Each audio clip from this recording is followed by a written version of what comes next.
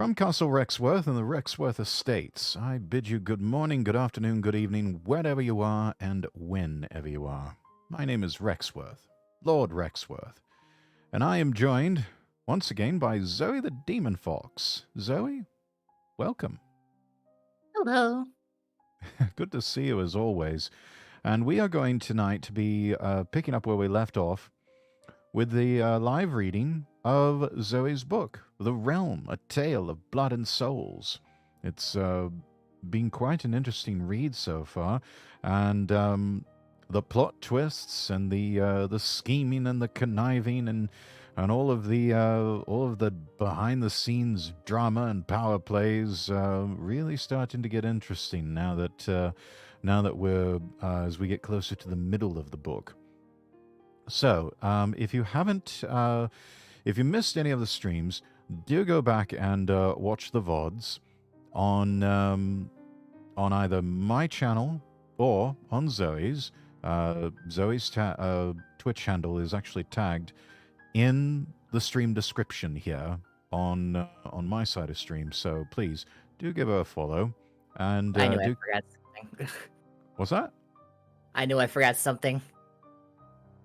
What? What did you forget? Linking you in the description. Oh, that's all right. That's all right. It's fixed. Don't worry. Okay. All right. Yeah, so please do go follow Zoe the Demon Fox. And also, if you haven't already, do give me a follow as well, because I'm quite close to hitting a follow goal. We're at, gosh, where are we at right now? 337 follows out of a goal of 340. So we are very close, nobles. So please do tell people about me, and do encourage them if you would. And if you haven't already, do tap that follow button. That way you can stay up to date and get notifications whenever I go live here on Twitch. And of course, I'm also on multiple other platforms. Go ahead and plug the links here. All links available at lordrexworth.com, the website lordrexworth.com. You can also keep in touch with my doings on Twitter, twitter.com/lordrexworth. Got a Discord server. If you are age 18 or older, you're welcome to join the Castle Rexworth Discord. The link is there in my chat. Then also got the Throne page, throne.com/Lord Rexworth. Gifts always appreciated, but never required, of course. Zoe, what would you like to plug? Just my card again, Hmm. which I also pinned in my chat. Excellent. Yes, please make sure that you are following both of us across all platforms, because we not only stream across multiple platforms, we also upload content across multiple platforms. Everything from our VODs to even some original content, such as my clips and YouTube shorts, and also the latest episodes of the Lord Rexworth podcast. If you haven't already, do check out episode 3, where I interview my colleague and a very dear friend of mine, Nobuyuki Volpe, on how to make the trend your friend as a content creator. It was a very fascinating conversation about just 90 minutes of us just exploring what was seen on the horizon for 2024, but also just sort of looking back on what we've encountered as some certain formulas and certain keys to one's success as a content creator. A fascinating conversation. So please do check it out on YouTube. Also available on Spotify or wherever you get your podcasts. So with that, let's go ahead and dive into chapter 22, That Which is Broken, in The Realm, A Tale of Blood and Souls. Salem was unable to tutor Styx on her powers the next day, as Zoe had become surprisingly active around Darkstone and spending as much time as she could with the Watcher. By day, and joined quite often by Evelyn and sometimes Eris, Styx went along with whatever activities Zoe dragged them into, yet nagged by the falseness of Zoe's true feelings. By night, the Saint of Madness would sneak into Darkstone, providing soul contracts and limited news on the goings-on outside of Darkstone. As days turned to weeks, the realms seemed to have gone silent, as dark schemes were pursued like cogs in a machine, away from prying eyes. The most major bit of news Salem brought was of Lilith's disappearance, that, through clever scheming, had been blamed on Argos.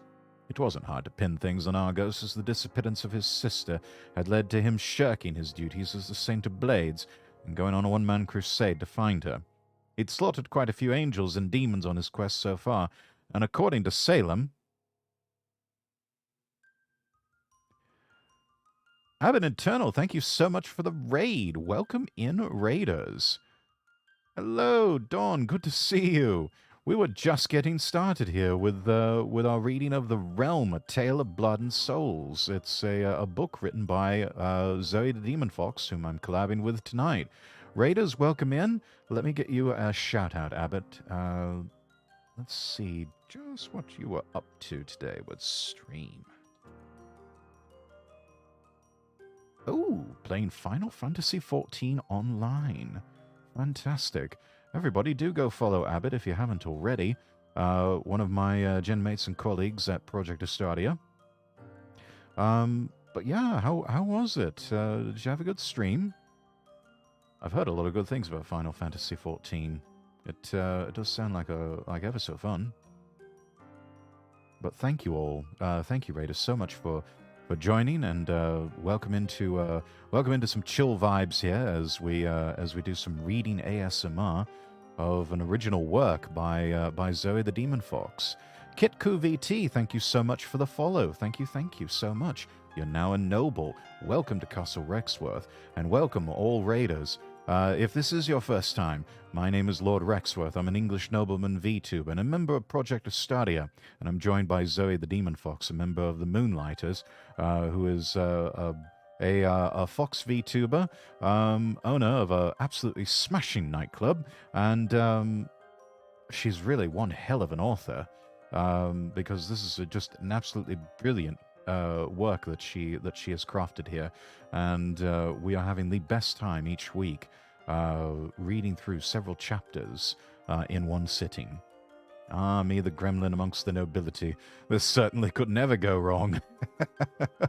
What could possibly go wrong, right? Genevieve, welcome into chat. Welcome in.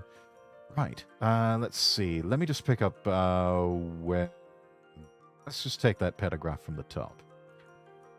The most major bit of news Salem brought was of Lilith's disappearance, that through clever scheming had been blamed on Argos. It wasn't hard to pin things on Argos, as the disappearance of his sister had led to him shirking his duties as a Saint of Blades and going on a one-man crusade to find her.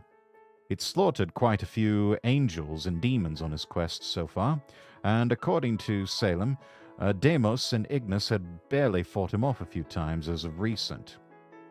Styx knew where both angels were, and of course Lera and Lilith both were in Melisco, dwelling in the same home, utterly ignorant to Argos' single-minded objective.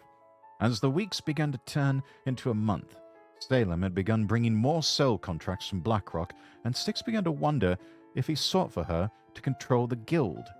She could see the advantages of it, a private army of mortals and control over the crypt. Of course, Zoe had slowly been stealing artifacts from the guild and placing them in Darkstone's own vault, but still. Styx groggily awoke in the bed she shared with Zoe and found herself alone with a note on the pillow. She skimmed it and then smiled softly. So, how are we going to do this? Styx stood with her hands on her hips in the sand-coated training grounds just outside Darkstone's main keep. It's still within the walls of the floating castle. Salem paced around in front of her, thinking, I think we should begin with your control over the soul flame. Styx blinked, her eyes regaining the color, and snapped her fingers. A small fire ignited in her hands, ever shifting as purple and green fought for dominance. Salem observed the flame for a few moments. Can you ignite your right hand? Styx shook her head. I've tried before. I can't. Salem nodded, rubbing his chin. Do you trust me, my queen? Styx nodded without hesitation. Of course. A bound and gagged human rose out of a pool of shadow and slumped over to the ground, squirming in fear. Interesting ability, Salem. I'm happy you've gotten so used to my antics that I can bring you a living, breathing human and you not question what in the nine hells I am doing. Styx shook her head slightly. If I had a gold coin for everything I questioned, I'd be rich right now. So what do you want me to do? Salem kicked the human in the back. Stand up, mortal. The human fearfully wormed their way around until they were able to get up on their feet. They were dressed in the garb of a Midheimite noble. You've been thriving off soul contracts up to this point, but I think it's time you try using your actual abilities. Claim this man's soul the way you claim Phobos.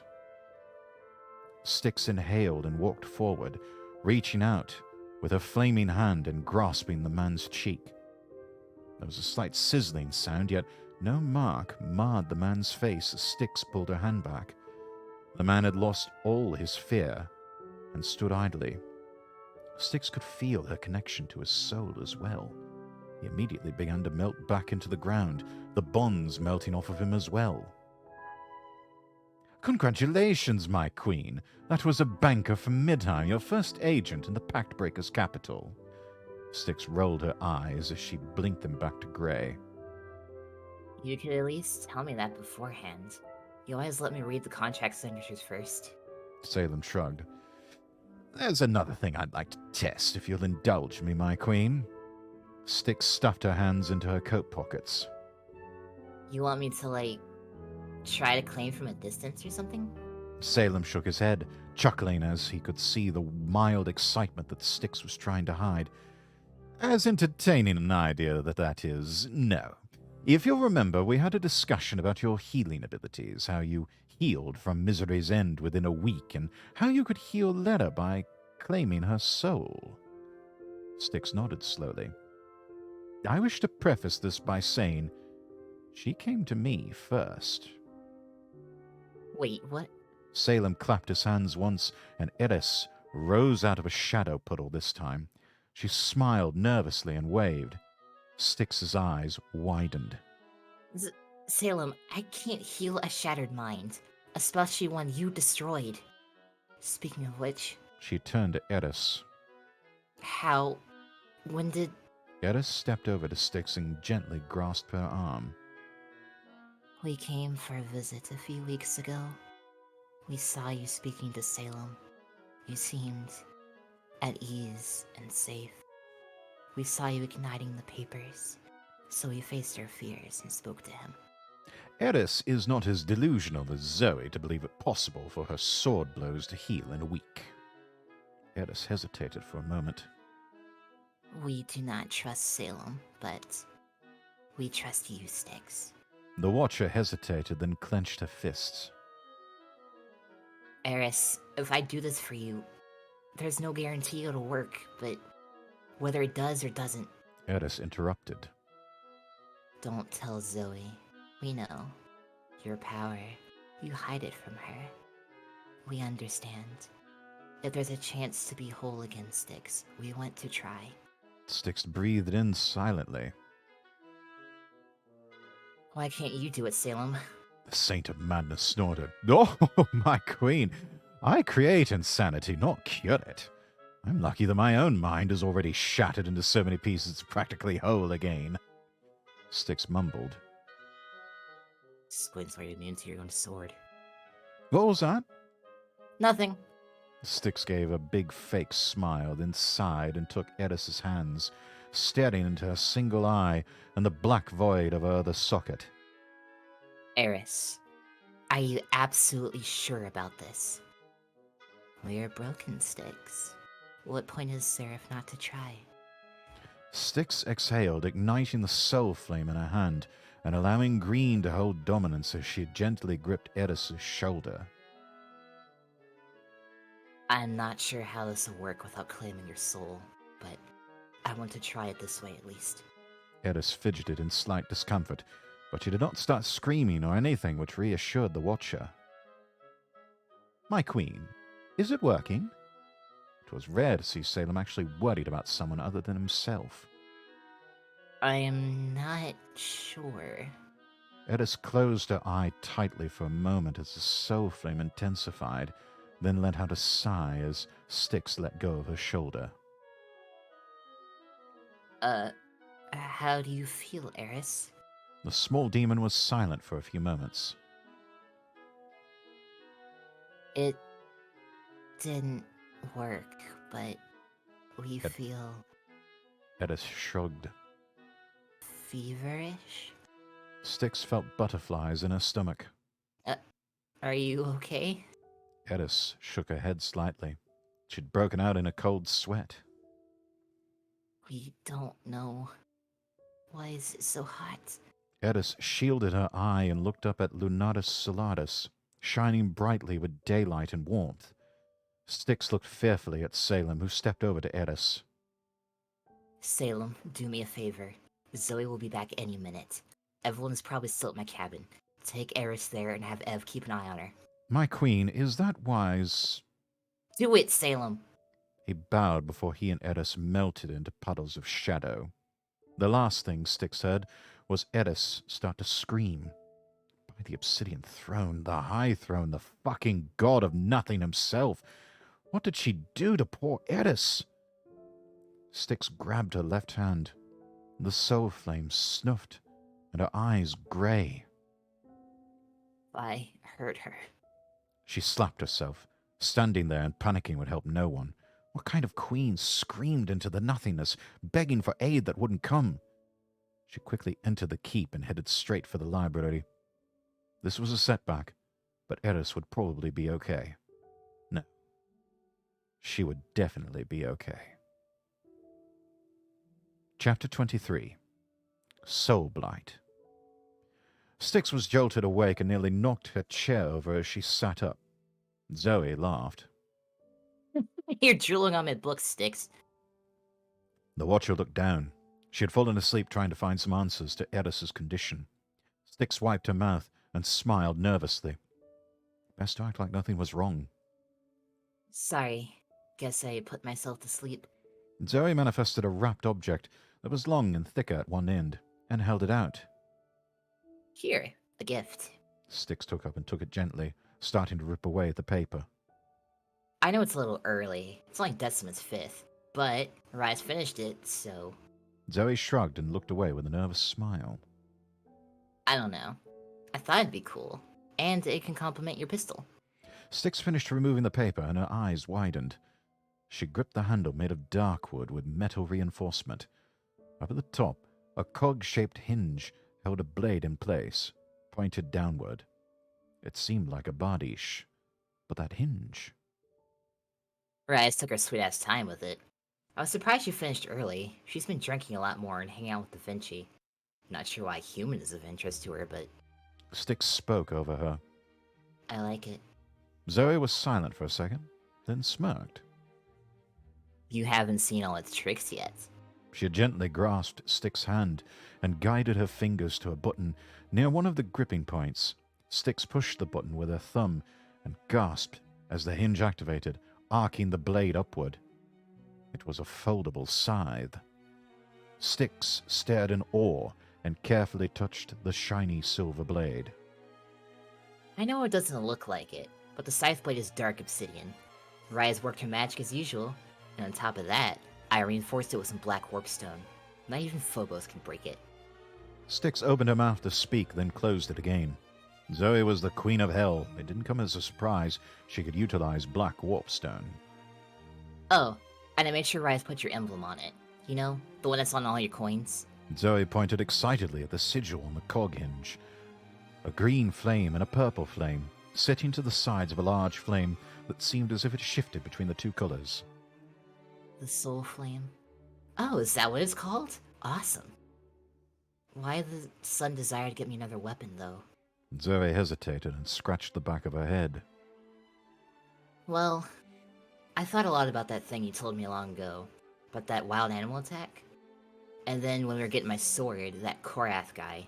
Styx genuinely liked the gift, but at the same time, it felt like a solid affirmation that no, Zoe would not come to her aid.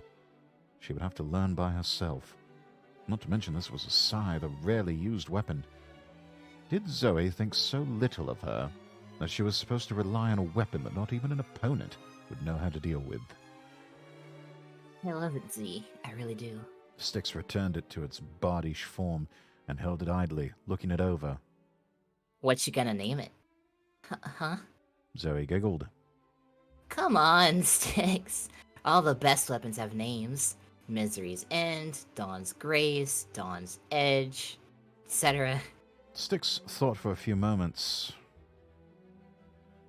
Soulblight. Zoe grinned. I like it. Zoe let out an exaggerated yawn. Ooh, I'm beat. Does your cold bed need a partner? Zoe smiled sheepishly. Not tonight, Styx. Sorry. But hey, I'll see you upstairs. Styx smiled and waved as Zoe left the library and then began to frown. She wasn't sure why she'd even tried. With a sigh, Styx walked out into the hall. She figured she'd take the scythe down to the training grounds and leave it in the weapon shack. Maybe Evelyn could try to teach her how to use it if Zoe left. Salem sighed, head and hands, as the dark saints argued around him. Lilith had left long ago, safely hiding out in Meliska with her husband, yet Deimos also disappeared. He'd left a message saying something about seeking out the Sword Saint. Salem hadn't the faintest idea who the hell that could possibly be. He was more concerned about Eris, all things considered. Dropping her off at the cabin had required much care to imply that someone did bring Eris there, but that it wasn't him specifically. He sighed. The yelling was beginning to irritate him. What fucking voice did I give Erebus? She's been Russian, hasn't she? My streamer brain just doesn't remember. Was that one that I was voicing? No, I was voicing Erebus. I remember that much. Okay. And I was also voicing Nox and your Skeletor. Ah. Entering my beast here, Nox. The scheme is falling apart. I know, I'm going to fix it. Erebus stood up from her chair, and Nox did as well. Before or after Argos hunts us all down and kills us? Ignis spoke up. Viking demon. What if we kill Petra? Nox shook his head. Out of the question. Petra's tyrannical rule is what keeps the angels off our backs. Ignis sighed. You know, if we were better at planning, we wouldn't be in this situation, Erebus. One little angel survives and boom, it's all gone sideways. Ignis laughed as he saw an actual tear on Erebus's pale cheek. Ignis sat up. You say you plan for every eventuality, schemer. So how did Leta's survival shit throw such a monumental screw-up into your plans? Because one does not simply heal from fatal wounds and go disappear, Ignis. Salem sat up. Ignis, the poor girl's been through enough. Leave her be. Enough. Silence filled the council chamber. Nox sat back down, resting his skull in his hands and exhaling. I hope I didn't pick my mic. Erebus, if you can speak calmly, what are the most pressing matters that should probably be tended to? Erebus wiped her eyes quickly and unfurled a scroll. Due to Lara's disappearance, Argos is hunting for her. We all know he has already fought Ignis and Deimos on several occasions over the past months. Her voice cracked and she cleared her throat a few times. I looked into the Sword Saint. They're an ascended demon that studied under Argos. I think Deimos wants to enlist them to help against Argos. Petra needs to rein in his damn dog. Ignis slammed a flaming fist against the table. Also, as submitted by Salem, Cagliostro spotted at Blackrock speaking with the Hell Queen. Seems his days as an observer have ended. Nox nodded slowly. Unsurprising. One of his precious books is in the guild's vault. Oedipus started to speak again. I know that we tend to ignore the Outlands, but King Zacharias of Ferris is gathering forces. It would appear that Esbistos inadvertently clued him into the location of the speaker and one of her own books. Ignis rolled a small metal cylinder around in his teeth. If he comes south and attacks Blackrock, there's a lot of artifacts down in there. Salem chuckled.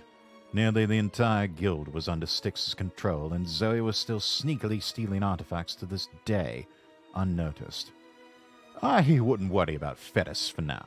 We've underestimated Asbestos and his guild before. Fettus's weaponry hasn't seen proper maintenance in decades. I have the utmost faith Blackrock will endure if the Iron King does decide to come knocking. Nox sighed. You're all dismissed. Everyone bowed to Nox and took their respective exits. Salem stood outside the empty shack that had led underground to the council chamber and looked around the Shard district, the slums of Hell's Gate. It was amusing to him that they schemed so closely to Darkstone, as they were there in Hell's Gate itself. The Shard district was run down and decrepit, its homes mass-produced and blocky-shaped, conformed to fit the streets. Few demons wandered the streets, especially not at night, which made it a perfect meeting spot. Salem watched Oedipus walk out of the shack and start walking deeper into the district. Where are you headed, schemer? Shut up, midget. She walked faster and vanished round a corner. Salem chuckled. He heard flames, and a moment later, Ignis walked over to him. Salem tilted his head, and they walked into a dark alley. Ignis manifested his shield and pulled out a pile of soul contracts that were hidden in the divot under the grip. Salem slipped them all beneath his hat. Who are all these from? The Queen likes to know such things, you understand. Ignis looked around anxiously for a moment. The Smith Lords. The few that are still alive, anyway. Salem's lip twitched, wanting to curl into a sinister smile, but he wouldn't allow it. I seem to recall Nox ordering you and Phobos to kill them all.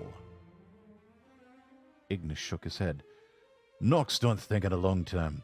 We wiped out the village and let the survivors run. Phobos understood me logic. The Smith Lords are some of the best demon smiths in hell next to the architect. Speaking of the architect, Salem nodded. I haven't spoken to her yet. Any other startling revelations you want to tell me? Ignis nodded once. I'd wager my life the other great families aren't so dead either. Salem chuckled. I do love a good betrayal story. Perhaps when all is done and we can step out of the shadows, we can hollow out Nox's skull and use it as a beer mug. Salem bowed. Farewell, Lord Ignis. I'll expect some more contracts from you later. He tipped his hat and began to melt into the ground. May our souls endure and deny all invitations to the river of death. Yeah, whatever. The river outflow with those accept it. He seemed to burst into flame, then vanished. His own unique teleportation. It was a minor thing, but Salem did quite like the unique exchange Styx had created. He began to rise out of a shadow puddle on a small dirt path that led to Styx's cabin and began walking. For Styx's sake, he figured he should check on Eris of his own accord. Stop right there, you bastard. Salem held his hands up and chuckled, turning to the sword in his face and looking up at the black winged fallen. Why, Lady Calico, quite the chance meeting. How are you? He purposely let his hat shift, a soul contract falling out and onto the ground. Calico's eyebrows raised. Thank you for searching Hydric, Cassie. What is that? I'm more than willing to explain, Lady Calico, but perhaps we should go sit down first. This would be interesting. Chapter 24. A Lie Discovered. Styx was always used to a feeling of mild but tolerable cold. 'Twas an unfortunate side effect of the River of Souls and her being a watcher. It was one of the reasons she always wore a trench coat. Once upon a time she'd found that around Zoe. she felt warmth again. But over time, that warmth faded back into its usual chill. Styx stared at Zoe's back in bed and sighed. It always interested Styx how Zoe had run a kingdom while acting so carefree. Then again, Styx had either overlooked or been oblivious to the many of the atrocities that Zoe had committed as queen. She definitely liked being queen, though, and hell thrived under her rule. As far as Styx could tell, anyway. The Watcher remembered something a soul in the river had told her once. Those who don't want to rule tend to make the best rulers. They don't seek power. They're unsure what to do with it. It humbles them, and they're unlikely to do anything terrible with it. Styx sighed. She hesitated for a moment, reaching out to put an arm around Zoe, but pulled away and turned onto her other side. Styx had resigned herself to the fact the chill would never go away. Here, with the woman she thought was her beloved, she felt colder than usual. Styx sat idly with her feet up on the feasting table, twirling the raven crown on her finger and snacking on a devil's dough biscuit. The warpstone chandelier above kept the room brightly lit. Evelyn and Zoe sat near her, digging into their own food. Evelyn swallowed heavily and laughed. Damn, Zoe, were you always such a good cook? The former queen sat up a bit and smirked. Yep. After seeing so many human nobles get poisoned, I'd start cooking my own meals. Probably why Nox resorted to an outright attack instead of a subtler method trying to kill me. Styx put down the raven crown and sat up. You never struck me as the careful type, Z. Zoe laughed and grinned. Of course not. I have the fastest regeneration of all demon kind. Little sword neck here, missing arm there. Give me about 20 minutes and I'll be right as rain. Evelyn reached across the table and picked up the raven crown. So this is the legendary crown that belonged to the Queen of the Fallen, huh? Zoe nodded. Tireless, though. Just a trinket. Out of nowhere, Evelyn put it on Styx's head, then smiled. It looks good on you. You think so? Zoe rubbed her chin for a moment. You know, Ev's got a point. It does look good. Almost like it belongs there. Zoe giggled and went back to eating. When we're done, let's head to the training ground. I want to see that scythe of yours in action, Styx. Oh, sure. Not soon after, the trio stood out in the sand. Evelyn crushed a warpstone and pulled out Pox. Styx grabbed Soul Blight with both hands, suddenly nervous. Zoe manifested Hellbringer and rested the blade on her shoulder. Alright. I'm gonna play defensively. Let you experiment a little bit. Want me to try some stuff? A scythe is basically just a spear with a crooked blade on it. Zoe stared at the Fallen for a moment. But you just crushed a warpstone. Evelyn waved a dismissive hand. Whatever, if you want to get your ass kicked. Zoe grinned. That's a show I'm willing to watch. She took a few steps back to give the two space. Styx took a deep breath. Ready? Evelyn grinned mischievously. Pox and I are ready. Strike me, Watcher. Styx exhaled softly, then lunged forward, keeping a scythe folded for now. Even under the influence, Evelyn proved quite capable at deflecting blows, and for a handle made out of an organic corruptive substance, Pox was also quite strong. After a bit, Styx mixed up her swings a bit, then swung horizontally. Evelyn held Pox up vertically, but with a button press, the scythe blade deployed and ended up behind the Fallen, even as Pox and Soulblight's hilts banged together. Styx yanked hard, simultaneously reaching into her trench coat, and in the next moment, Evelyn was very close with a gun pressed to her head. Styx spoke softly. Loom. They stared into each other's eyes for a few moments, until Zoe cleared her throat. Styx felt herself blushing as she turned away from the other two. I like the move, Styx, but I don't think holding someone kissing distance is gonna stop them from shinking you. I don't know, Z. I think if someone pulled me in like that and kissed me, I'd stop fighting. Zoe snorted. Like that one time? That wasn't a fight. Both of them seemed to realize the implications of what they were saying and switched topics, by Zoe quickly lunging towards the Fallen. Think fast, Angel. Styx smiled softly, watching the two brawl for a few moments. She became lost in thought, as she looked down at her left hand. That move she used on Evelyn. Maybe she could use it for bringing people in range to claim their souls. In the middle of battle, if she claimed someone, they would probably immediately turncoat to her side. Sticks. Held sticks. The Watcher looked up to see Evelyn waving a hand in front of her eyes. Welcome back. What you thinking about? Oh, Styx shrugged. ideas for fighting moves. Evelyn nodded slowly. Zoe walked over to them, drinking water from a flask.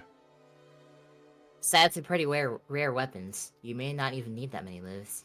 She threw the flask to Evelyn, who caught it and took a swig before giving it to Styx.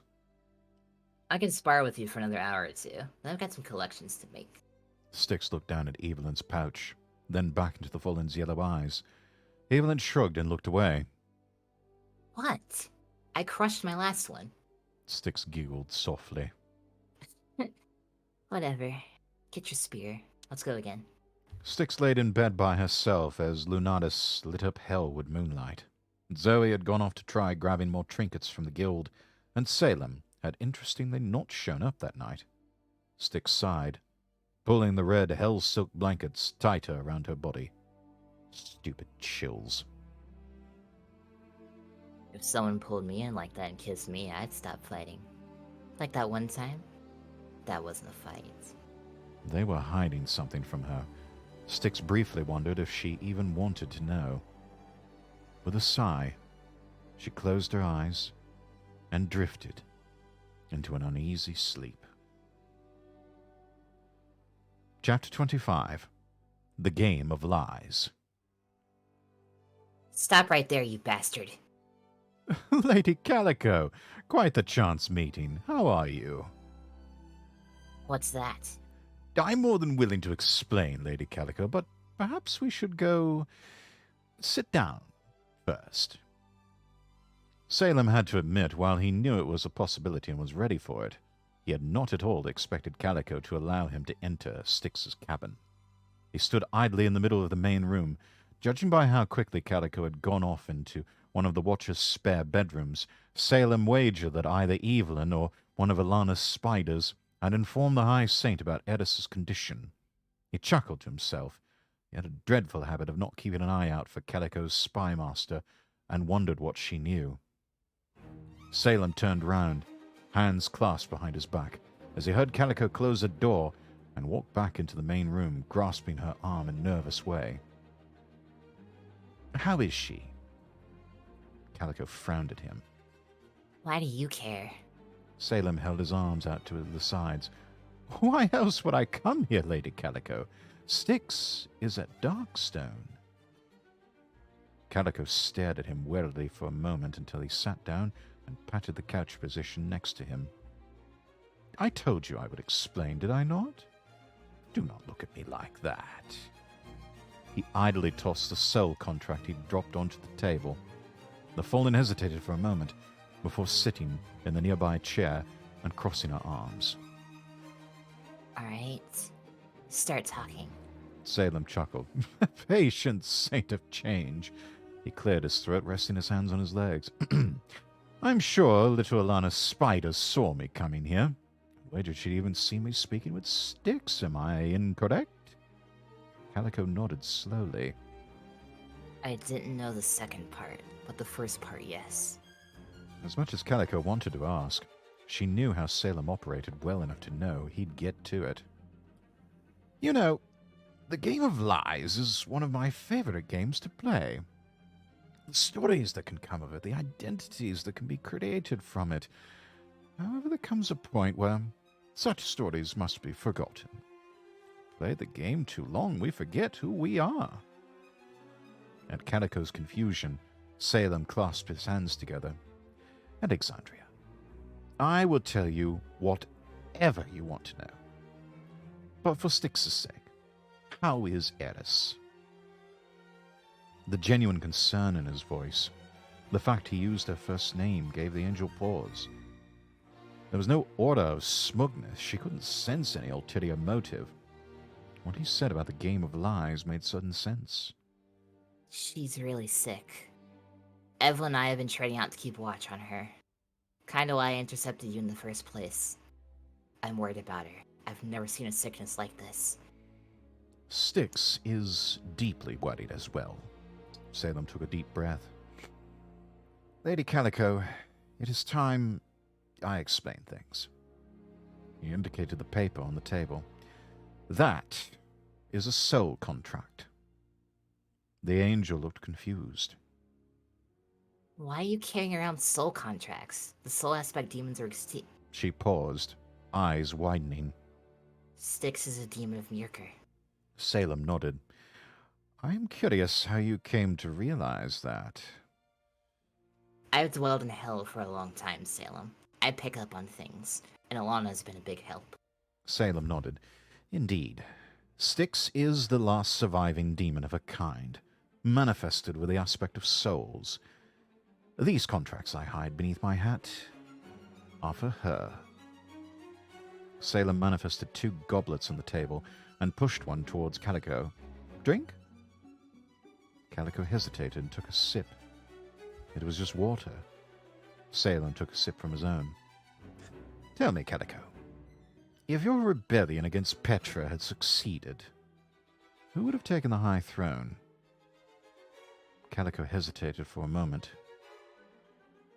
I would have temporarily taken it to help stamp out every last remnant of Petra's tyranny, then relinquished it to someone else. For the betterment of heaven, right? Yes? What are you getting at? Salem took another sip of water.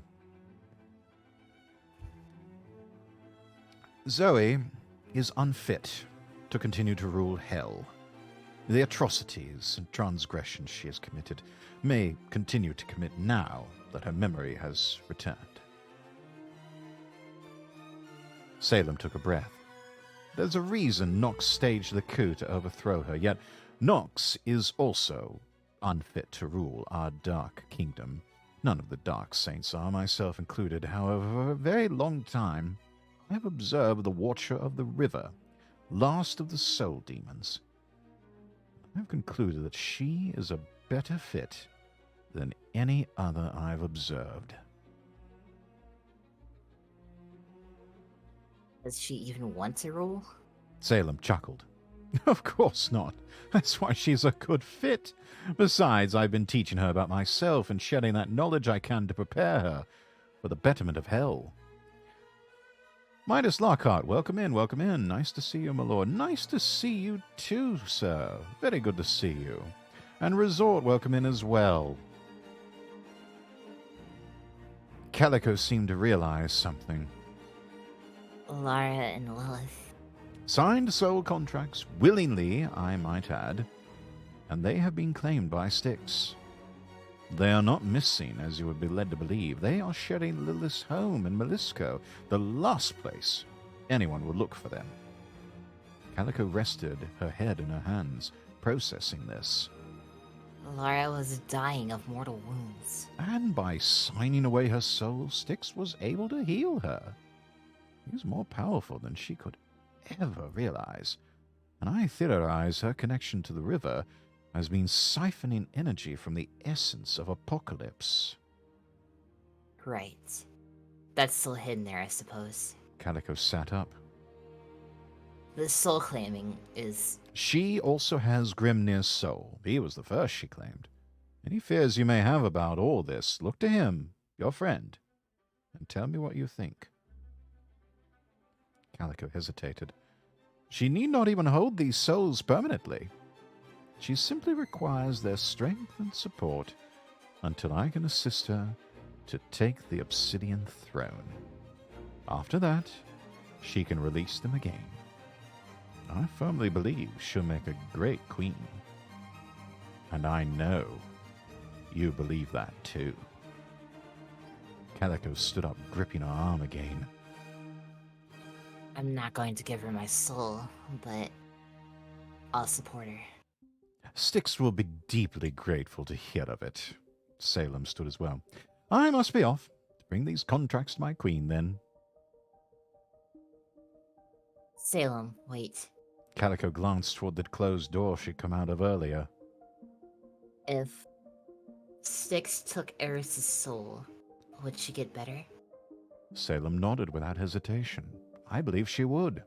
However, her illness was caused by Styx in the first place. What? Salem held up a hand. Lady Calico, Eris asked her to heal her broken mind. You and I both know the Watcher well enough. I'm sure you realize how difficult all this is. She tried to heal Eris without claiming her soul. I'll do my best to pull her out of her fear and help Eris. Till then, on her behalf, I request you and Evelyn continue to watch over the poor demon. Calico nodded slowly. Oh, and one more thing. All those who have given their souls to Styx may have free will, but are bound not to speak of certain things for obvious reasons.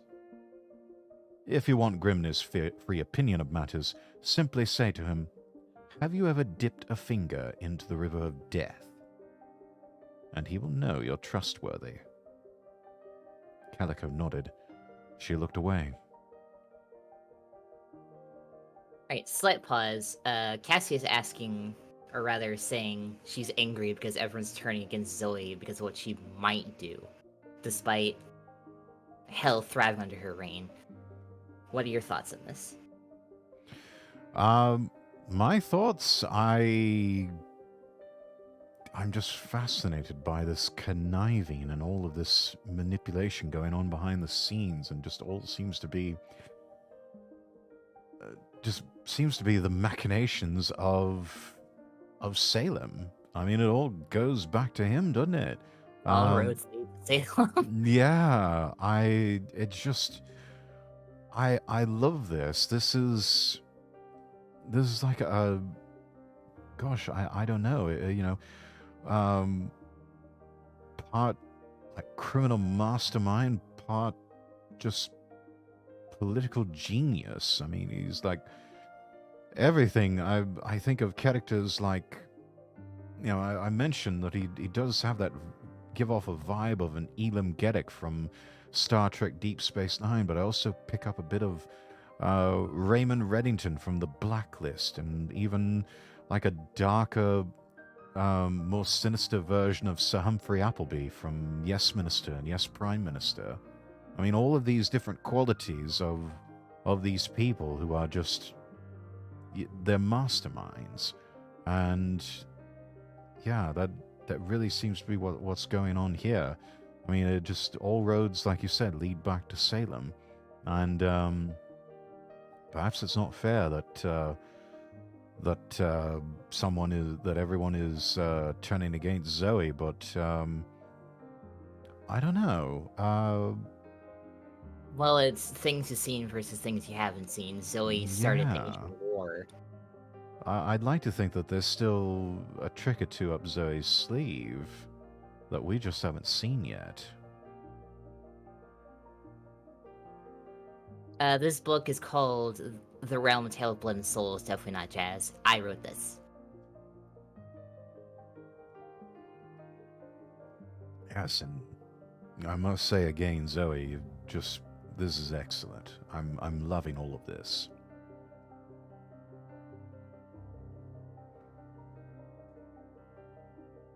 Let's see, where were we? I know where we are. I never thought I'd say this, Salem, but I think I trust you. Salem chuckled. Oh, believe me, this is new for me as well. Not even mentioning the Watcher.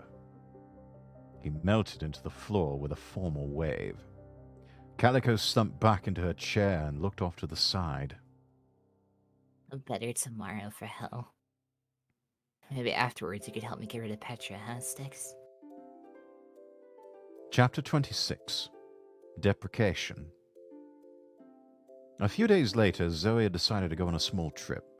Where she was going and what she was doing, she refused to tell the Watcher. A small conversation of a quiet dinner in the feasting hall with Evelyn had put an idea into Styx's head. Cagliostro's library would likely have a book that told of the sickness Eris was experiencing. Therefore, with Zoe off on some sort of adventure and Evelyn taking the day to watch Eris, Styx had left a note for Salem and left Darkstone. From the Black Port she sailed her ferry past a cabin and all the way to the Soul Falls. It was true. The mountains that safeguarded the stormlands were warded, but that didn't mean the reverse waterfall was. With the power of the souls in the river, the ferry began to follow the water upward. It was an interesting experience to travel up, but Styx had done it a few times before out of curiosity. She gripped the steering oar tightly, standing on the ornament on the back of the ferry, quickly shifting back to the deck as her humble boat made it to the top and slumped down into the water. The light quickly faded, visibility primarily coming in the form of constant flashes from the eternal storms. The grass blew back and forth with the strong winds. The River of Souls did not go very deep into the Stormlands, so Styx disembarked, shielding her dull grey eyes from the wind with her arm. She screamed as a lightning bolt struck the wet grass very close by, but peered closer as the scorched grass burned away into the form of an arrow. Styx had never gone very far away from the River of Souls while here, so this was a first.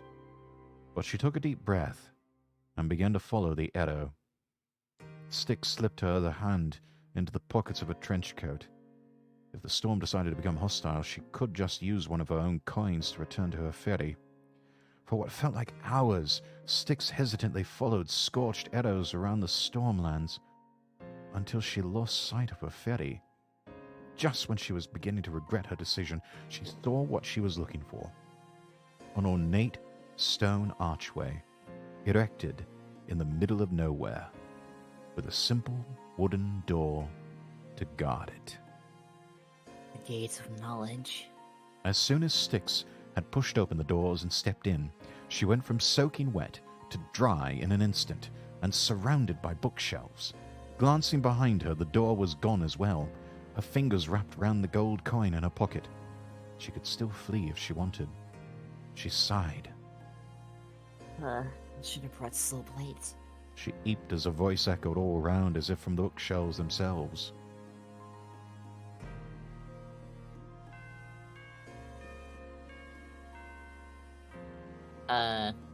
This is Cagliostro, Pompous Prick. Oh, right. What brings you to my humble repository of wisdom, Watcher of the River?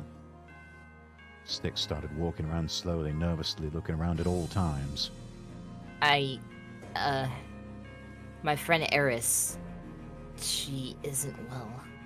The voice came from the shelves round her again, as Styx was kept on a narrow path forward. So you come here. Sickness is usually treated with medicine, Watcher. Styx nodded to herself.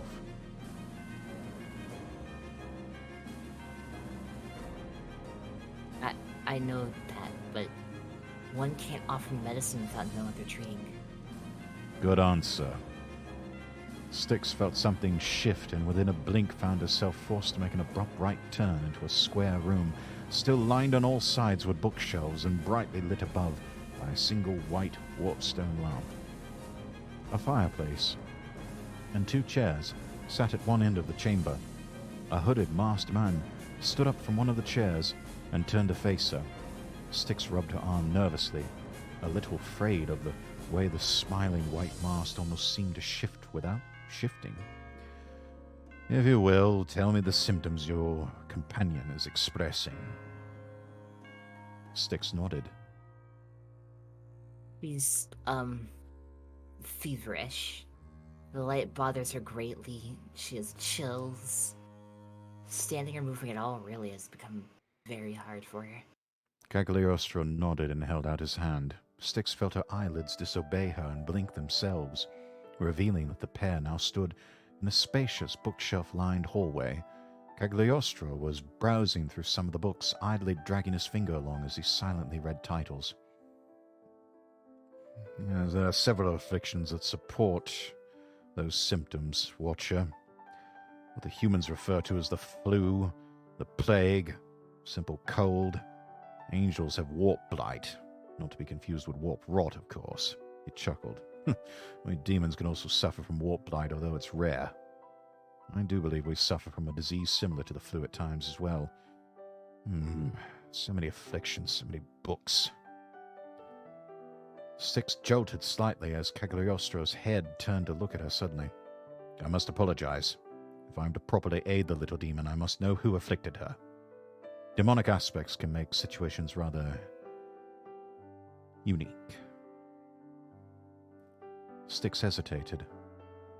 I didn't tell you Eris was a demon. The listener's mask almost seemed to grin brighter. Nor did you tell me she was afflicted by another. Whatever we speak of is for the benefit of your friend, Styx, I assure you. I know much, but not all. Please, tell me what happened. Styx stared down at her feet, still rubbing her arm. I did this to her. I tried to heal her mind and I screwed it up. She shuddered, feeling a cold hand raise her chin, making her look into the stupid mask. I know. I just wanted you to admit it. He was so close at this distance he wouldn't even have time to react if she just... Planning something, Watcher? You're staring at me quite intensely and your fingers are twitching. Cagliostro chuckled and stepped away, grabbing a book off a shelf seemingly at random and flipping through its pages. Yes. I see. Styx took a slow, careful step forward, her left hand slowly letting go of her arm. You know, Watcher, perhaps if you had taken a soul in the first place, it would not match her mind, ripping itself slowly apart. He laughed uncaringly. You've doomed her to a slow and agonizing death, Watcher. With a sudden noise of exertion, Styx lunged her left hand out, her eyes multicolored, and her hand igniting with a soul flame. Cagliostro easily grabbed her wrist and slammed it against the bookshelf, holding it there as a few of the text fell down on their heads. Some pelted Styx, but they all missed the listener. He continued to hold his previous book with one hand, seeming to read it. Styx feebly tried to pull away. It would be quite the blow to Salem's plans if I killed you yet. He chuckled. Letting you live works better in my favor. His head turned to look at her again. Answer this, Queen of Souls. Green or purple? What? Resort. Thank you for the redeem. Here we are. Stand by, Zoe. 3, 2, 1. Ada, Ada. Oh god, you do it too. Oh, yes. Right, continuing on. Cagliostro suddenly let go, and Styx nearly fell backwards, her back bumping against a bookshelf that wasn't there before. She was trapped in a newly made dead end. Styx held her wrist as the soul flame snuffed out, but her eyes remained colored. Ah, I see. Salem hasn't taught you the other half of your powers. You've used this ability before, though. Cagliostro turned to face her, hands slipped into his sleeves. You see, with the green half of your little soul fire, you claim lives, yet the purple half, well... Dead souls dwell in your river until they finally pass on. When that time comes, who knows? Certainly not you or I. Yet I pose a question. Instead of letting a soul fade away into eternity... He took a step forward and grabbed Styx's wrist again, pulling it close. Any attempts the Watcher made to pull away did not budge him in the slightest. What if you erase someone's soul entirely? I have a gift for you, Styx. The gift of truth. He let go again. Just let me leave. Styx plunged her hand into her pocket and grasped as she found none of her coins were there. Cagliostro held up both hands, several gold coins held between his fingers. I admire your skill. You're no craftsman, yet you created these coins all by yourself. I take it that other than summoning you, they allow a one-way rift back into your previous boat? Styx was a little terrified now and simply held her wrist, back pressed against the shelf behind her. Cagliostro closed his fingers, and with some simple movements the coins seemed to vanish. He took a book off a shelf, and Styx, despite her terror, looked at it in confusion. The title on the cover said, Evelyn indeed. He flipped through some pages. The former Saint of Prosperity has lived quite a life. heading for the Angels affected by the Hidden War, serving as a general in the Ancient War. He chuckled as he flipped a page. Ah, yes, then succumbing to selfish desire and imbibing warpstone, from which she killed several battle angels. Cagliostro chuckled. Were it not for Evelyn, I would not have the wonderful stories of Morgan and Callista to follow. Callista? The Saint of Decay? Sam, thank you so much for the lurk. Indeed. One of the only two survivors from Evelyn's warpstone-fueled rampage. Styx hesitated for a moment. She was trapped and couldn't just get past Cagliostro if he didn't want her to. Besides, if that book held Evelyn's entire history... Yes, indeed, Watcher. I'm perfectly aware of the situation the Queen of Hell and the Saint of Corruption are hiding from you. He closed the book and turned to face Styx. You want to know, I take it? I do. Well, you already suspect, but the reality is far more heartbreaking. Another smug chuckle. The one you called your beloved betrayed you in your own home. Without her memories, she may have felt guilt over the matter, yet honestly, when was the last time she ever cared about you? Styx felt a pang in her chest. And yet that fallen companion of yours, ever more friendly and supportive, yet she was the initiator. Far more beautiful as well. I'm unsurprised that the fox would go behind your back. You're lying. A purple flame ignited in Styx's hand. At its core, a tiny green flame. Cagliostro's mask seemed to grow its smile. What would I have to lie about? The truth is enough. She is a saint after all, and what are you? The lowly Watcher. Last of the soul demons, simple lowborn of Mirka, destined to die. But you survived because of a plot Salem cooked up long ago. You know, if you had died as Nox had intended, I am sure your beloved would have fallen in love with the angel instead. Even now, she prefers the saint to you. You know it to be true, after all. Why is it that when one vanishes for longer than a couple of days, so too does the other, appearing only for a day at random? Shut up.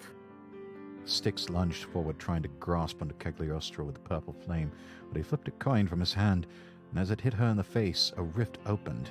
She fell through it and landed on the deck of her ferry, but had somehow ended up back in the outer circle, the soul current slowly carrying it back to her cabin. Styx laid down on the deck and hugged her knees, tears flowing down her face. It's like, it has to be.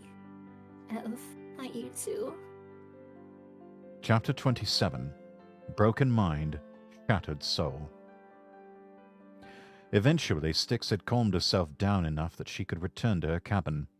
Upon stepping within, she noted that from the state of the kitchen, someone had been making meals, messily but successfully. There were some crushed warpstone fragments around the kitchen and couch, but Evelyn wasn't here. She must have just left. Styx looked down, clenching her fist as she thought back to what Cagliostro said. She sighed and walked over to the bedroom Eris was in. The short, one-eyed demon was surprisingly sitting up. She looked over at Styx with a small smile. Hello, Styx. The Watcher pulled up a chair and sat down next to the bed, laying a hand on Eris's leg. How are you feeling? Today, we feel a little better, but we're definitely still sick. Salem and Calico were here earlier. Then Evelyn came and made us dinner. That's good too. Styx's gray eyes widened. Salem and Calico? Eris nodded. Yes. They spoke at length about you. Eris smiled softly. By the sounds of it, she trusts both of you. Styx giggled nervously. I'm glad it turned out alright. Styx looked at Eris closely, noticing the faint drops of sweat that dripped off the small demon's face. If he had taken a soul in the first place, it would not match her mind. Styx hesitated and looked down at her left hand. Eris, I'm really sorry about what happened. She looked up, feeling Eris grip her other hand, and looked up. Six. We don't blame you. No part of our fractured minds. Eris tapped the side of her own head, then held a closed fist to her chest. Nor, She struggled for a moment. n- nor I. Eris cleared her throat. We asked, after all. Styx looked away for a moment. I'm sorry that I've left you in Ev and Calico's care and not. Hey.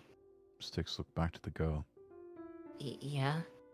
Eris reached out and pressed her pointer finger against Styx's nose. We understand the importance of what Salem and you are doing. You're busy. Besides, we're just a little sick. We're not going to die or anything. Styx's heart skipped a beat. She couldn't tell her. Styx didn't even know how long it took a soul to rip away into nothing. She was snapped out of her thoughts by Eris. Styx, we had a question we've been meaning to ask. Shoot. It was Eris's turn to look away for a moment. Styx. Wait, no. We remember quite far back, you know. Centuries ago, you seemed happier. Yet, lately you've been sadder. And especially today, we noticed you've been crying. Are you alright? Styx patted Eris's head and stood up with a small smile. I'm fine, Eris. I promise. I should go back to Darkstone. Styx hesitated for a moment until Eris gently pushed her away. Calico will be back soon. We'll be okay by ourselves for a little bit. The small demon stood up, albeit shakily. We're able to stand again, so it's not as if we're bedridden at the moment. Styx felt tears start to well up behind her eyes again.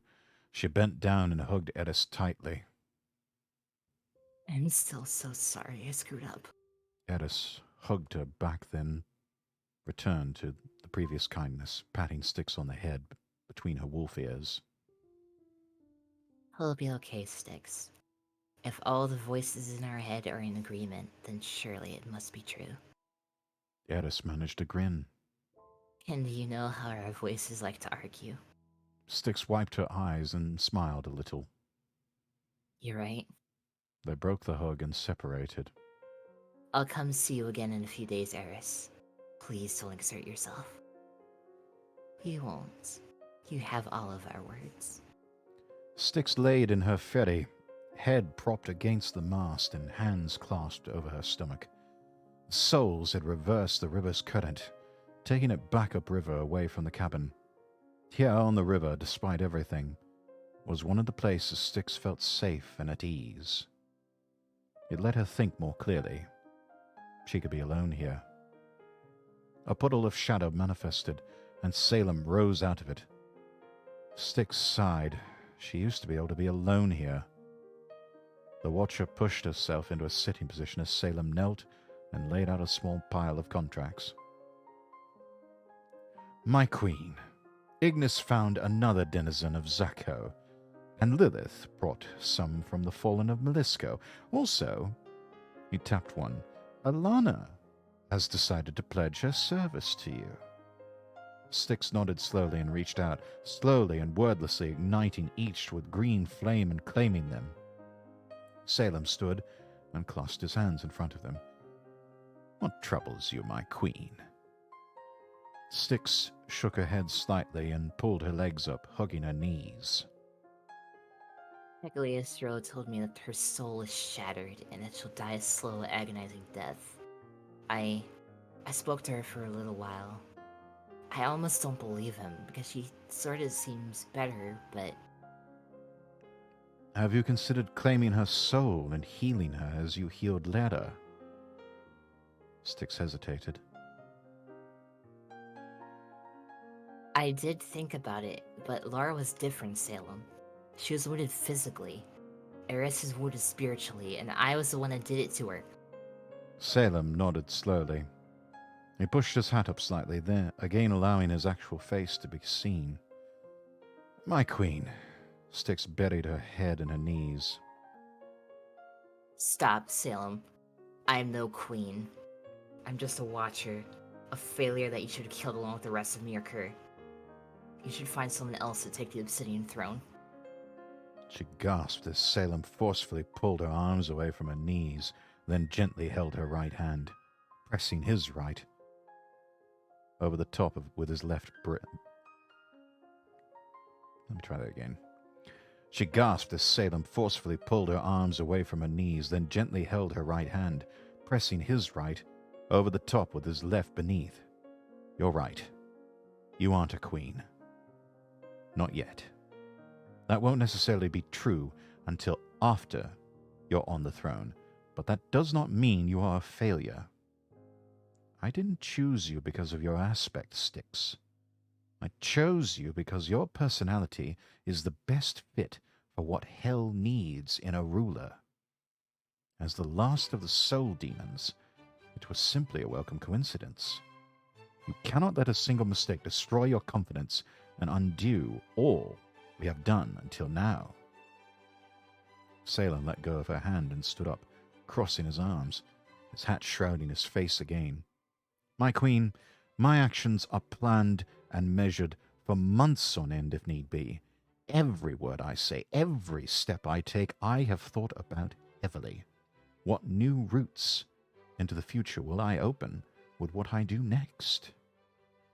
He crouched down and looked into Styx's grey eyes. In the beginning, I was not as careful as I am now. If anyone should be blamed for Edis's current condition, it is me. I did not expect a mere child to be such a strong fighter.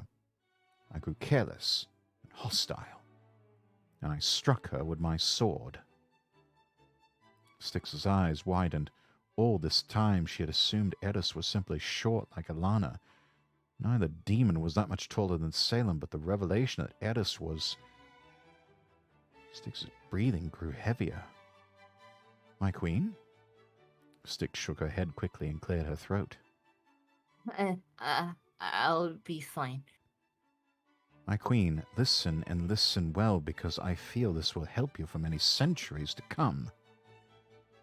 Salem cleared his throat. See everyone you know as both your enemy and your friend.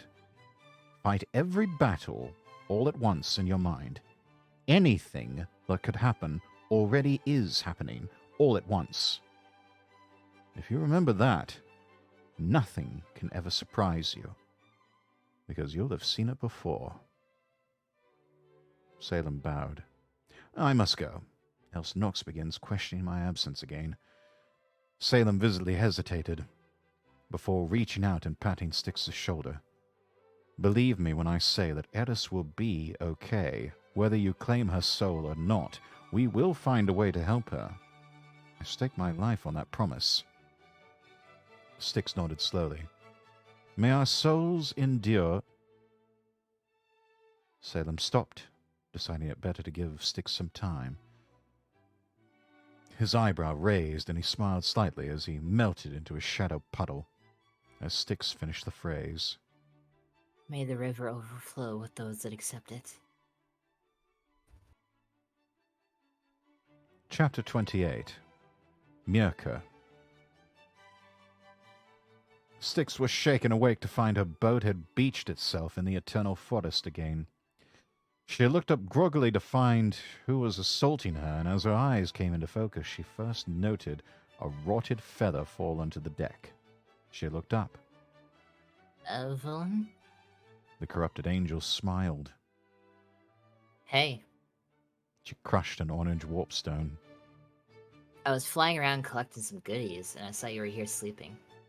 I did say we should come out here again for another try to find your village, so... do you want to?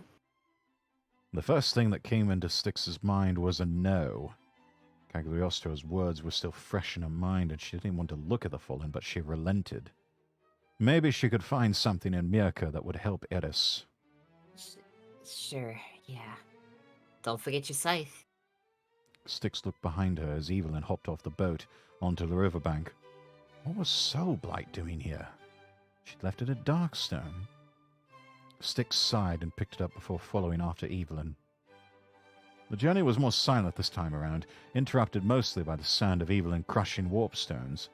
After her orange one, she'd downgraded back to greens. Every so often, Cagliostro's words would return violently into Styx's mind. How Evelyn was far more beautiful. The way Zoe cared more about Evelyn than her. Cagliostro wasn't wrong. The way Evelyn's curly red hair cascaded down her back. Her soft face. Those piercing yellow eyes. Her tall, shapely figure. Styx looked down at herself. The Watcher was tall as well, maybe only an inch taller than Evelyn, yet flat as a board. Her grey hair was a bit shorter than Evelyn's, but not by much. Styx liked to think the wolf ears that protruded out of the top of her head were kind of cute, but that wasn't much. Unless she was using her powers, her eyes were dull and ugly grey. And to mention the fact that she was always cold to the touch. She was sure Evelyn was quite warm, a much better person to cuddle up against. No wonder Zoe picked Evelyn over her.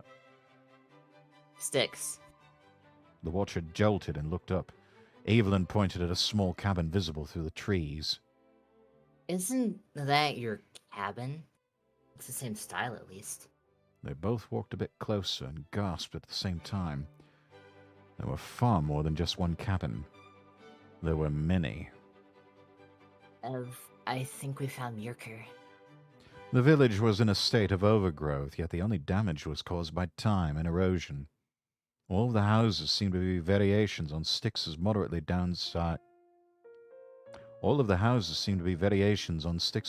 sized dark wood cabin. A large wooden structure in the center of the village seemed to be a sort of town hall. A giant fire pit sat in front of the town hall, creating a sort of gathering area.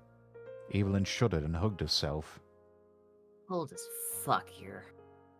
Styx walked up next to her, looking round. Deserted too. Of course it was. Salem had said he'd basically massacred the village.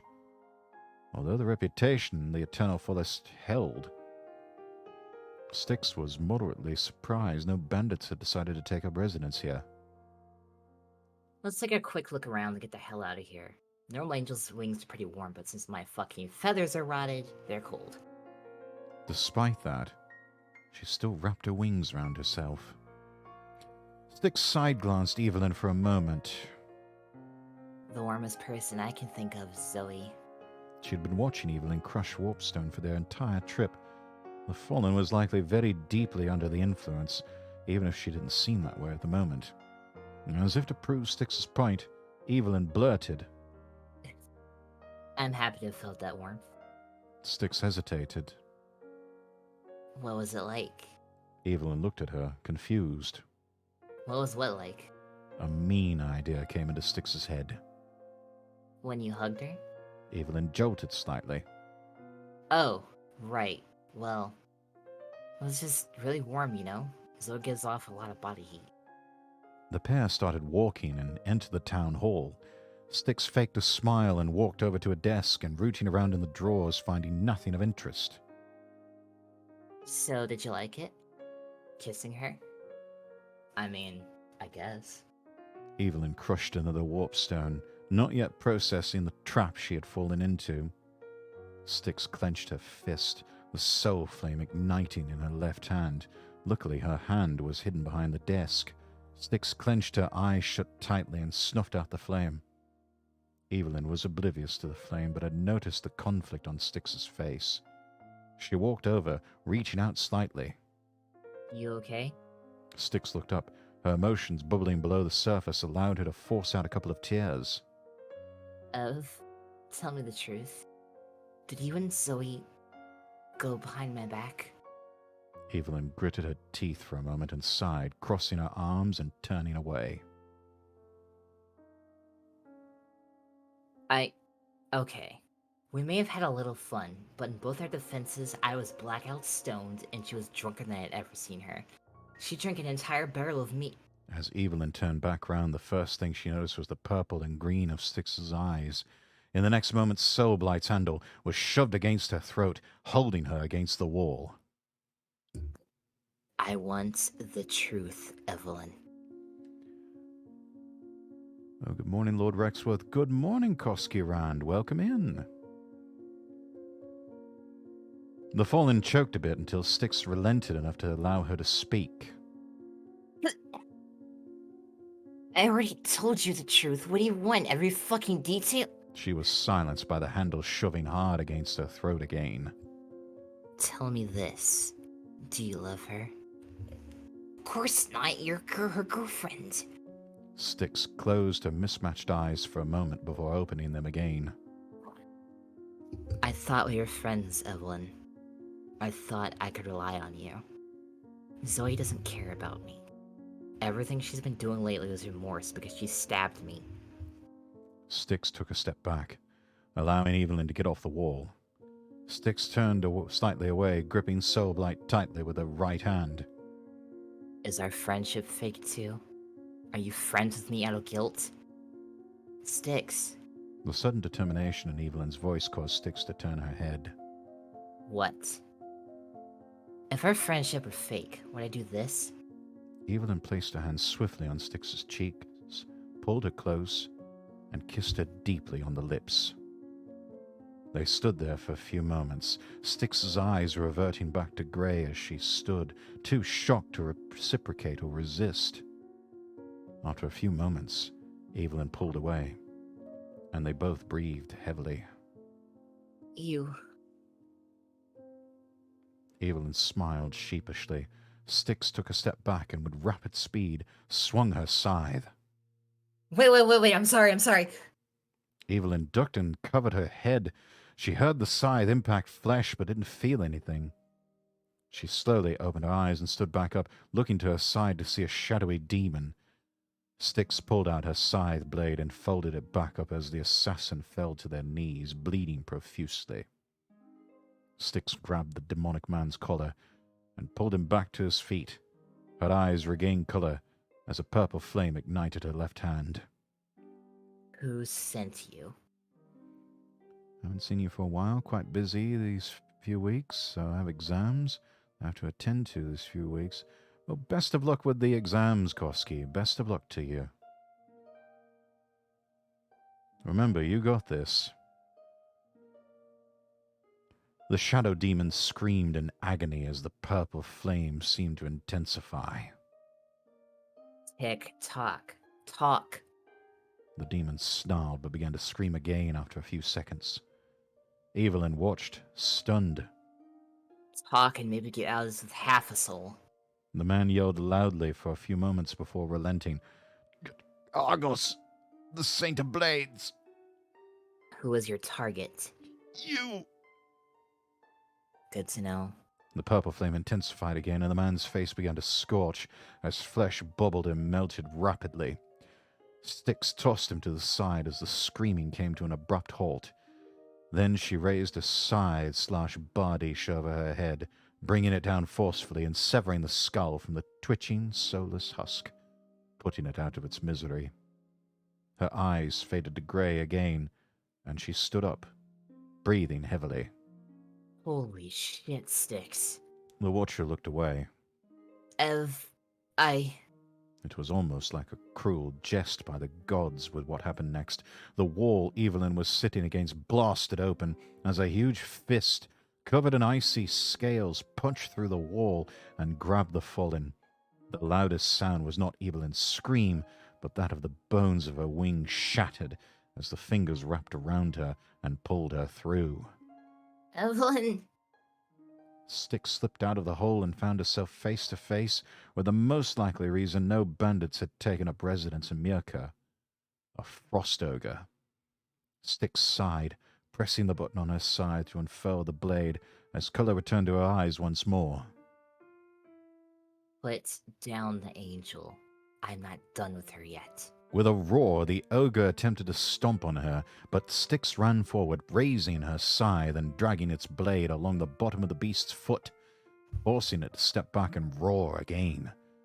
It threw Evelyn at full force down at the town hall, where her impact dented the stone wall before she dropped unceremoniously to the ground. The 10-foot-tall beast grabbed the tree, ripping it effortlessly from the ground, and swung it at Styx, who barely managed to dive out of the way. As she got back to her feet, her lack of combat knowledge was quickly becoming apparent. She briefly considered a gun, but her flintlock's magic bullets had no hope of penetrating the ice armor of the creature. She looked up at the creature as it raised its foot for another stomp and smiled sadly. Well, Salem, I failed. A wheezy laugh came from behind her, followed by metal clanking loudly as a metal and burlap puppet lunged forward, metal claws digging easily into the ice. The ogre stepped back, angrily attempting to slap the demon off its arm, but with a leap, Phobos scaled to the top of the ogre's head and dug in its metal feet. Shadowy arms sprouted from the demonic orb at Phobos' core and gripped the ogre's head, starting to spin Phobos around in circles swiftly, drilling his metal feet into the monster's skull. The monster roared in intense pain and began to step backwards, desperately trying to remove Phobos, but the Saint of Fear's metallic claws were stronger, metal arms impaling the palms of the ogre every time it attempted to remove him. After a few moments, Phobos launched himself upward as the ogre suddenly fell backwards. Dust and dirt was kicked up as the ogre fell on one of the cabins. Styx slowly stood as two red pinpricks gazed at her through the dust. As it cleared, Phobos stood up straight on his metal limbs, rising taller than Styx. He bowed, pulling a cracked skull out of the burlap covering his head and back. The skull's jaw began to move. Did well, my queen. Styx hesitated for a few moments. You... Phobos bent down until his head was far lower than Styx. She hesitantly reached out, then patted the metal puppet's head. You did very well, Phobos. Were you following us? The puppet wheezed. Eternal Forest. My home. No one will harm Queen in my home. Styx slowly nodded. Thank you. Another wheezy laugh emanated from the puppet. Queen has many things, yet no guard for the body. Styx understood what he was saying. If you're volunteering, then I'll accept you as my bodyguard.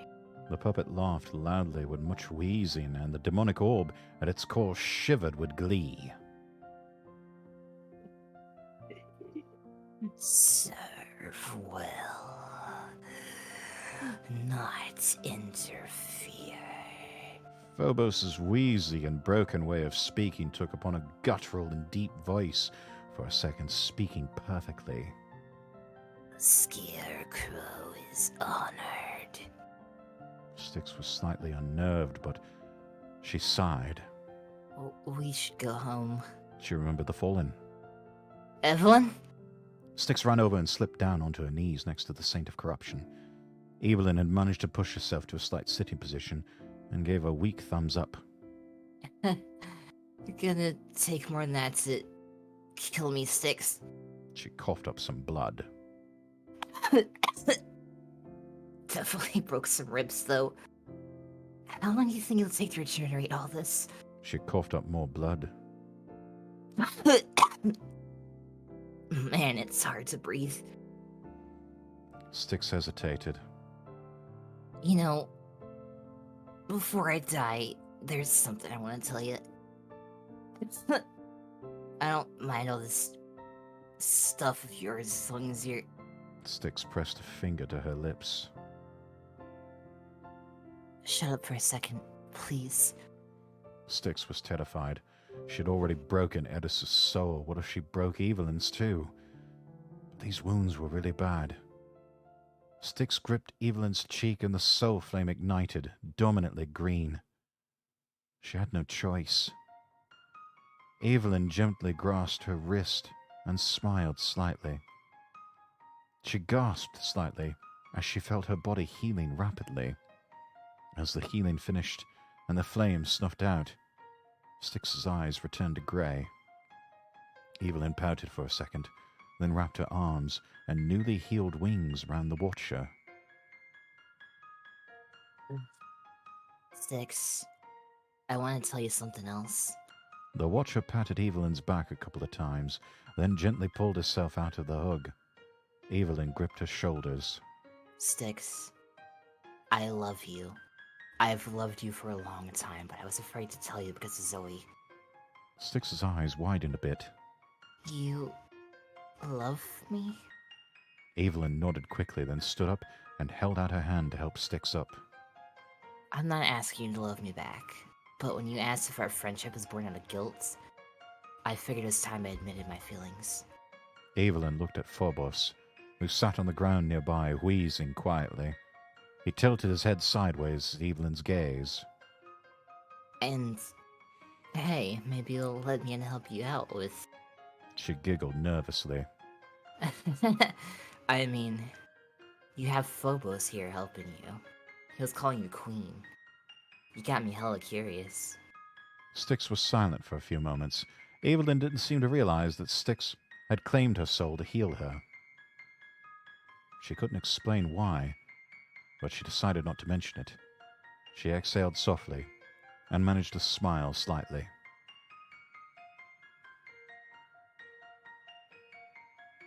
Think you were stretching impending hydrate, Cassie? Oh, R instead. Yeah, change it up, I see. Arya.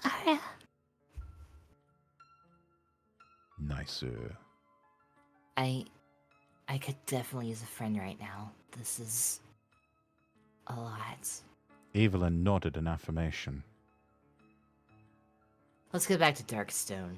Can, Phobos get us out? I'm lost. Zaki Lucky 07, welcome in. Phobos let out a wheezy laugh.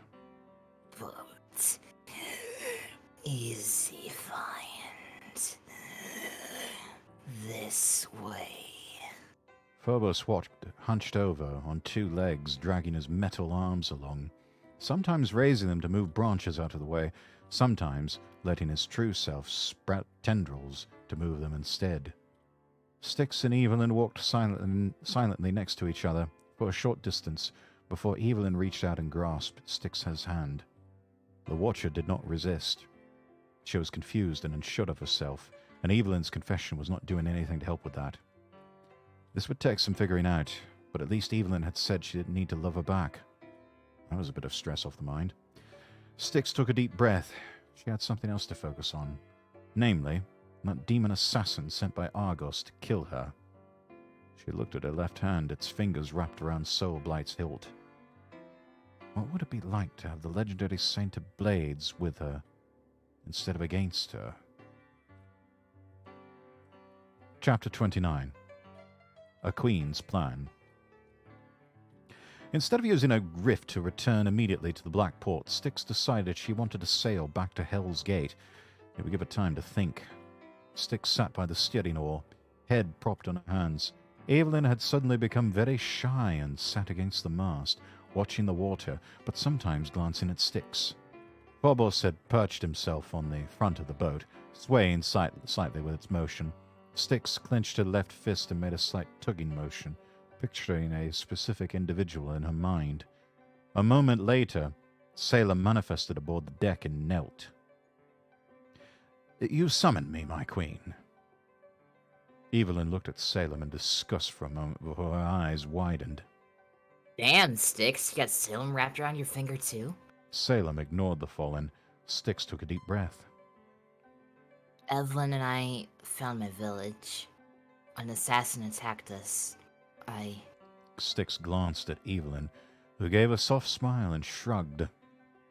I erased his soul, but before I did, I got him to tell me he was hired by Argos.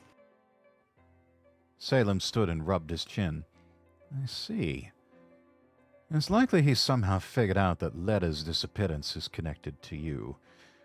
I'm unsure as to how, though. Salem peered at Styx for a moment.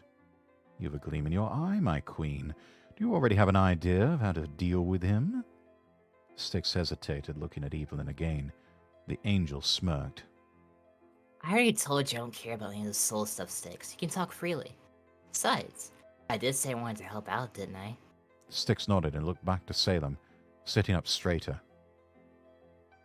I was thinking of going to heaven and confronting him, and try to claim his soul. Evelyn's nonchalance turned to surprise. Are you insane? Ev, this is what I do. No, no, no, no. Evelyn stood up. Not that part, the other part. Going to heaven and challenging the Saint of Blades? Not to mention, if Petra finds out a greater demon is wandering around in heaven, the entire angelic army will be dogpiling your corpse. Perhaps, corrupted one. However, if we went to the Dark Steps, that risk is significantly lower. Styx fidgeted with her hands for a few moments before looking at Salem again. How will going to the steps help me get to Argos? He was sent there once. He can be sent there again. Leave that part to me, my queen. Evelyn was skeptical. He's hunting for Lara. You have to find him first. Salem turned to the angel. Correct. However, he will not disobey a direct order from his lord. Styx gave a slight nod. We'll wait in the steps then. At the sound of a wheeze, Salem turned to see Phobos looking at him from the front of the boat. Salem sighed and chuckled. I was wondering where you disappeared to, Phobos. Your choice to up and leave in the middle of the meeting really had Nox wondering. Queen in danger became bodyguard. Salem crossed his arms. The Dark Saints lose another of their members, then. Take good care of her, Phobos. I'm here too, you short fuck. Salem looked up at her and smirked. I know, Evelyn, but I already know you'll do your best. Evelyn blushed and looked away from Salem and Styx as the Saint of Madness melted back into the shadows. Most of the boat ride turned to idle chatter for a bit until Evelyn decided to speak her mind. She moved herself from the mast over to Styx's side. I was wondering, how do you intend to deal with Argos exactly? With Soul Blight and my powers, what else would I use? Evelyn nodded slowly. Right. The Scythe Bardiche hybrid that you barely know how to use, and the Flame and Hand trick that requires you to get in shaking distance, versus the legendary Saint of Blades. I don't see where this could go wrong. Evelyn threw a green warpstone into the river, causing Styx to raise an eyebrow. The angel hadn't crushed any since they left Mirka. Phobos will help, won't you, Phobos? The metal puppet's head nodded enthusiastically. Styx couldn't help but smile a little. See? Evelyn sighed. Argos is a combat master, Styx. He has 3 swords. One for killing angels, one for killing humans, one for killing demons. And he's very skilled at dual wielding. Not even Zoe could stand much of a chance against him in a one-on-one. Styx sighed. You have a point. With an idle flex of her finger, Styx perked up, remembering one soul she had dominion over. I have a trump card, though. They looked at each other. Gonna enlighten me? Styx had a ghost of a smile on her face. I have the one person he wants to see most. Cagliostro pulled a book down from one of his innumerable shelves and cracked it open, reading it idly. And suddenly the bookshelves began to shudder on their own and suddenly move around rapidly, creating a narrow hallway. Cagliostro glanced up and chuckled before turning around the only pathway he was allotted. At the end stood the Queen of Hell, holding one of his black books. Ah, thank you, my queen. If I may ask, which book is it that you recovered? Zoe looked down at the cover for a moment. The Chronodex. Who's had shitty names for these things? She teleported forward and held it out. Cagliostro put his original book down and reached out for it. He took it reverently and admired the cover for a moment before cracking it open and browsing a few pages. I'm glad to see it unharmed. So, about that favorite... Cagliostro spoke a word from the codex. Frista. At first, time seemed to stop, and Cagliostro let out a contented sigh. Thank you for returning this to me, Fox. I'll make sure you become a wonderful statue for my disciples. Cagliostro turned away and held out his hand to shift his labyrinthine library. The bookshelf shuddered violently, but did not move. Beneath his mask, he frowned. Somehow I knew you were gonna betray me. Or try to, anyway. The listener quickly turned just in time to receive Zoe's fist directly into his mask, cracking it in half. He covered his face and fell to his knees with an ear-piercing and demonic scream. Zoe kneed him in the face and knocked him onto his back, manifesting Misery's end in her hands and raising it above her head, blade pointed downward. "Wait!" Zoe paused and sighed, lowering the sword. What now? Cagliostro reached into his robes, groping around as if he were blind, still keeping his face covered, and pulled out a new mask, putting it on and slowly standing back to his feet. "I still owe you a favor, do I not? And if you return more of my books, I'll owe you more favors. See reason, my queen." Despite what had just happened, the listener still spoke calmly, slipping his hands into his sleeves. Zoe regarded him coldly for a few moments. I want information. Now. Cagliostro nodded once. Everyone at the guild is acting odd. Even Asbestos is worried. That man doesn't worry about anything. What's going on? The souls belong to the new queen, of course. Zoe prepared to swing her sword until Cagliostro pleadingly held out its hands. "It is a scheme of Salem, Saint of Madness. He has sought out a new queen to take your throne." Zoe lowered her blade, raising an eyebrow. You say it like Nox has nothing to do with it this time. That would be because he doesn't. Salem is acting independently. Most of the Dark Saints have already turned against Nox and are assisting Salem and this new queen he is teaching. Zoe smirked with a bit of a sinister look in her eyes. Huh. Interesting. You know who it is that Salem's trying to replace me with? Cagliostro was silent for a few moments. I'd start talking, Cag. I'd hate to take apart your library piece by piece. No idea, my queen. I can find out if you like. Yes. Consider that the favor I ask of you. I want an identity as soon as I return. The next book I bring you, though, if you try and use it on me, I may just have to end your misery. Zoe grinned sadistically before teleporting. Alone again, Cagliostro wiped a bead of sweat off his wooden mask and sighed. Can't believe I'm saying this. Perhaps Salem is justified in replacing her. The bookshelves finally shifted and Cagliostro walked out onto a balcony, overseeing a grand library where the gigantic windows would oversaw the stormlands. Below the balcony, hundreds of individuals, robed and masked like Cagliostro, walked about, sorting and reading books. "Disciples, bring me historic text regarding the Queen of Hell. No time to dawdle now." Cagliostro clapped his hands twice before the shelves shifted again, once again hiding him away within the safety of his labyrinth. Alone, he removed his mask, the shadows beneath his hood dispersing and revealing the handsome, yellow-eyed, clean-shaven face of Cagliostro. The only demonic feature he possessed was a stitched, closed wound on his forehead, where a multitude of yellow orb-like eyes peered outward. I should not be surprised the Queen of Hell would return to her old ways once her memories returned. He scoffed and grabbed a book off a shelf, cracking it open and reading idly. And that brings us to Chapter 30, titled Callista, Saint of Decay. I think right here would probably be a good time to end our readings. We can pick this up later next week, same time. Does that sound good, Zoe? Sounds good to me. All right. And with that, we'll go ahead and find someone to raid. Let's see here. Who do we have online? I'm gonna keep streaming myself. Oh, you're going to keep at it? Okay. Yeah. All I right, did then. have a lot of fun reading. Uh, Um, Then I will send everyone over to you.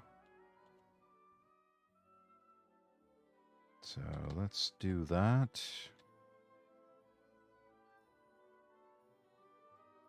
how about a short retrospective before I go play something else? What do you think so far?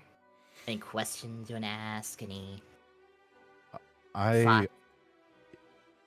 I like this. This is getting more and more interesting as it goes on.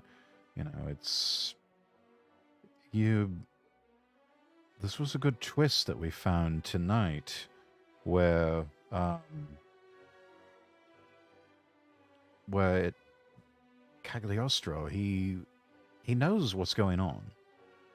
He's a smart lad. He knows what's going on, and I don't know. It's as though with that knowledge, you would think he could do something about it all. You would think that with all of those disciples, he could mount some sort of resistance, and yet he opts for the indirect approach. He opts He's instead to let definitely Salem. scheming.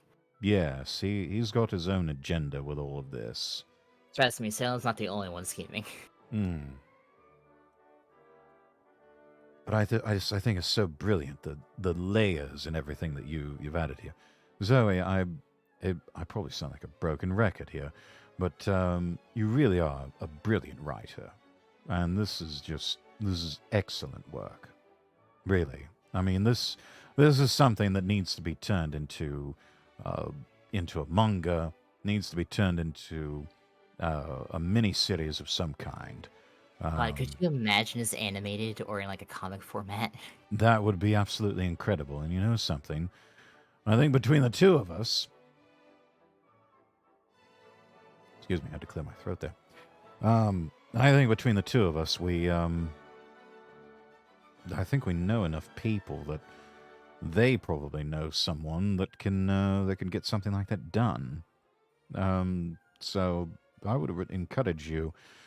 Um, after this is after this is all done, after this reading is completed, um, don't let it stop there. Find people who can make this something that goes beyond words on a page.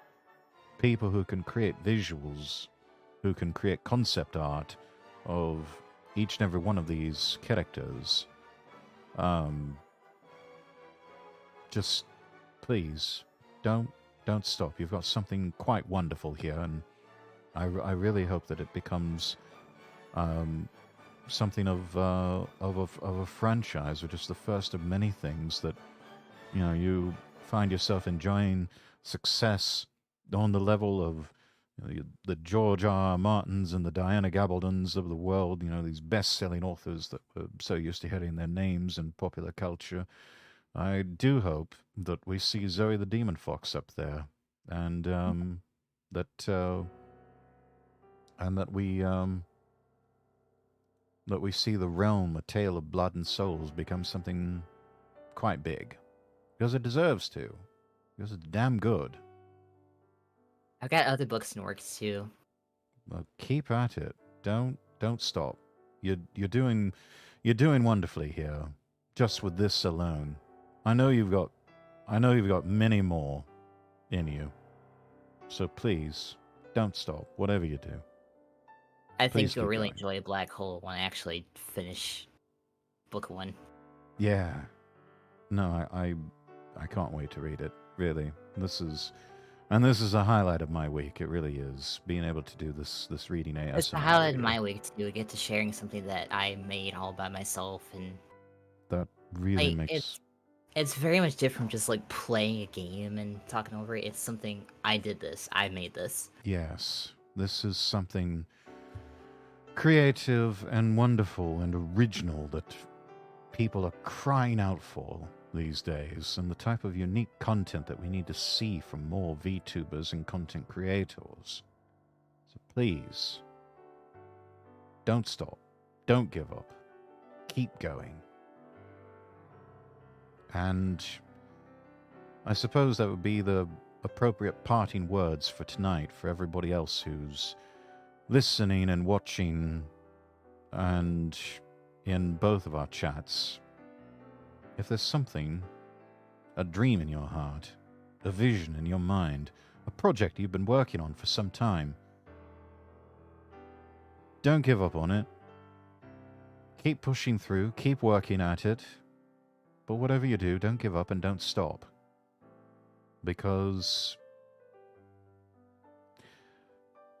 you should never try to hide your light from the world. And whatever it is. To quote a meme, don't let your dreams be dreams. What's That's don't let your dreams be dreams. Yeah. Or even the more meme version, don't let your memes be dreams. Both of those definitely applied to me writing this. It took me 2 years, but here we are.